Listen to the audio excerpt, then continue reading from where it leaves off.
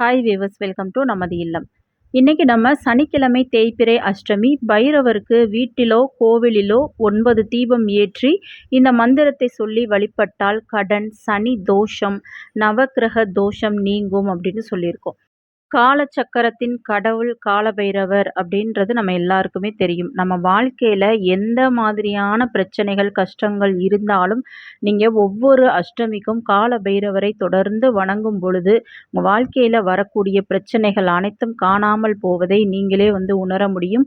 முக்கியமாக தீராத கடன் பிரச்சனை, தீராத நோயால் நீங்க ரொம்ப அவதிக்கு உள்ளாகி இருக்கிறீங்க அப்படின்னா, கண்டிப்பா ஒவ்வொரு தேய்பிறை அஷ்டமிக்கும் நீங்க நம்ம சொல்ற பரிகாரத்த தொடர்ந்து செஞ்சுட்டே வாங்க. நம்ம சேனல்ல தொடர்ந்து எல்லா அஷ்டமிக்குமே பரிகாரம் சொல்லியிருக்கோம். மிக மிக எளிமையான பரிகாரங்கள் தான் நம்ம சேனல்ல வரும். அந்த வகையில இந்த சனிக்கிழமை வரக்கூடிய தேய்பிறை அஷ்டமி ரொம்பவே சிறப்பு. ஏன்னா சனிக்கிழமை காலபைரவரை வணங்குவது அப்படின்றது மிக நல்ல பலனை உங்களுக்கு கொடுக்கும். நீங்க வீட்டிலேயே பைரவர் படமோ எதுவுமே தேவையில்லை. வீட்டிலேயே இந்த வழிபாட்டை செய்யலாம். கோவிலுக்கு போக முடிஞ்சா அங்கு போய் இந்த வழிபாட்டை செய்யுங்க.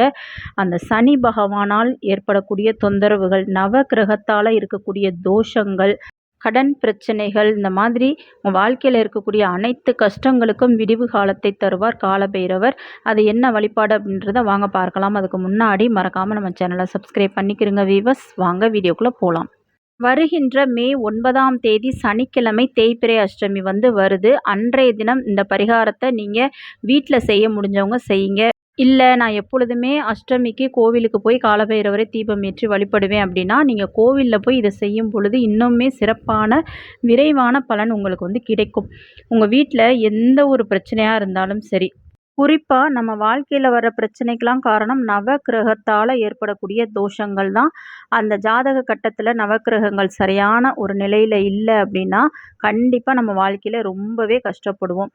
அந்த மாதிரி இருக்கிறவங்கெல்லாம் இந்த பரிகாரத்தை செய்யுங்க. நிச்சயமாக அந்த நவக்கிரக தோஷங்கள் நீங்கும். சனி பகவானால் இருக்கக்கூடிய அத்தனை தொந்தரவுகளும் கண்டிப்பாக நீங்கும். இந்த சனிக்கிழமை தேய்பிறை அஷ்டமிக்கு நீங்கள் காலபைரவரை வணங்கும் பொழுது, இப்போது இந்த சனிக்கிழமை நீங்கள் விரதம் இருக்கலாம், அல்லது சைவமாக உணவு எடுத்துக்கொண்டு நீங்கள் காலபைரவரை வணங்கலாம். நம்ம சென்ற முறை ராகு காலத்தில் அந்த காலபைரவரை வழிபடுவது, அஷ்டமி வழிபாடு செய்கிறது ரொம்பவே ஒரு நல்ல சிறப்பான பலனை உங்களுக்கு கொடுக்கும். கஷ்டம் தீரும் அப்படின்னு ஒரு பதிவு போட்டிருக்கோம். அதை போய் செக் பண்ணி பாருங்கள். இப்போவுமே இந்த சனிக்கிழமை காலையில் 9:10 ராகு காலம் வருது. அந்த நேரத்தில் உங்களால் முடியும் அப்படின்னா வீட்டிலையே 9 தீபம் நீங்கள் ஏற்றணும். 9 அகல் விளக்கில் புதுசாக இருந்தால் ரொம்பவே நல்லது. அப்படி இல்லைன்னா பழைய விளக்கு இருக்குது அப்படின்னா அதை கழுவிட்டு தொடச்சிட்டு நீங்கள் 9 தீபம் ஏற்றி வழிபடலாம். நவக்கிரகங்களுக்காக நம்ம ஏற்றக்கூடிய தீப வழிபாடு. இதில் நீங்கள் நெய் ஊற்றி ஏற்றுனீங்க, உங்களால் நெய்யை ஊற்றி ஏற்ற முடியும் அப்படின்னா நல்லது. அப்படி நெய் ஊற்றி ஏற்ற முடியாதவர்கள் நல்லெண்ணெய் மட்டும் அந்த 9 விளக்கில் போட்டு நீங்கள் பஞ்சுத்திரியையும் போட்டு விளக்கை ஏற்றி ஒரு பிளேட்டில் வச்சு அந்த பூஜை அறையில் பைரவரை நினைத்து நீங்கள் ஏற்றி வச்சாலே போதும். படம் இருக்கணும், சிலை இருக்கணுன்ற அவசியம் இல்லை. ஏன்னா எல்லார் வீட்லேயுமே அந்த பைரவர் படம் பெரும்பாலும் நம்ம வச்சுக்க மாட்டோம். அதனால் சிவபெருமானை நல்லா வழிபட்டுட்டு காலபைரவரை வழிபட்டுட்டு இந்த 9 தீபத்தை பூஜை அறையில் அந்த ராகு காலத்தில் முடிஞ்சால் ஏற்றுங்க. அப்படி இல்லைன்னா மாலை நேரத்தில் உங்களுக்கு எப்பொழுது தோதோ அந்த நேரத்தில் நீங்கள் ஏற்றி வழிபடலாம். இதே மாதிரி தான் நீங்கள் கோவிலுக்கு போனாலுமே அந்த 9:10 சனிக்கிழமை உங்களால் போக முடியும் ராகு காலத்தில் அப்படின்னா நீங்கள் காலபைரவர் கோவிலுக்கு சென்று இந்த தீபத்தை 9 தீபத்தை ஏற்றுங்கள்.